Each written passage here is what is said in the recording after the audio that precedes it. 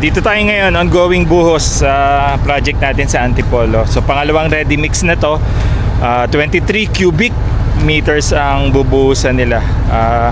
Ongoing pa yung buhos ng pangalawang ready mix. So ayan, pinagtutulungan lahat ng manggagawa. Tinutusukan nila para equally pumapasok yung buhos sa forma ng biga at saka sa mga poste. Lalo na yung sa mga itinanim na planted column sa second floor.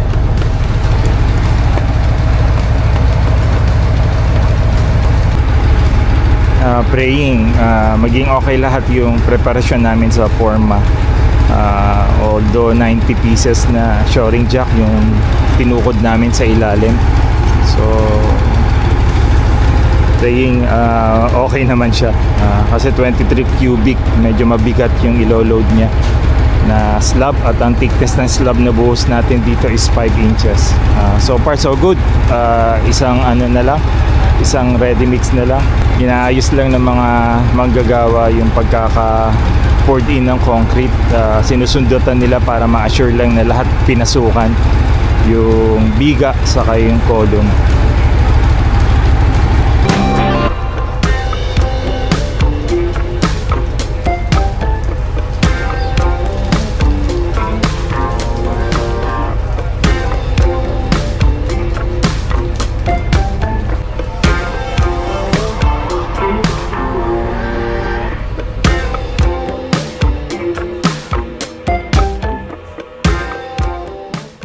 Ayan, kasama ko ngayon si Sol para makita niya rin yung buhos.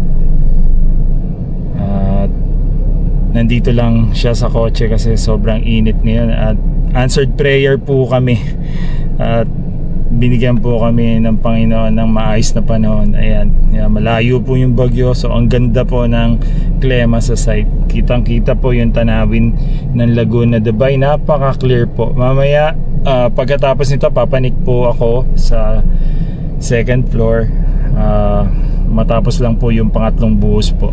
So tune into this vlog po. Welcome po ulit sa vlog pong ito. Dumiting na yung last na ready mix. Ito na si Pogi. Hinintay namin almost 15 minutes din, pero okay lang. So at least na isaayos yung buhos kanina na naunang dalawang ready mix. So ito na, praise God, mako-complete na. Makakapag lunch na rin kami ni Sol.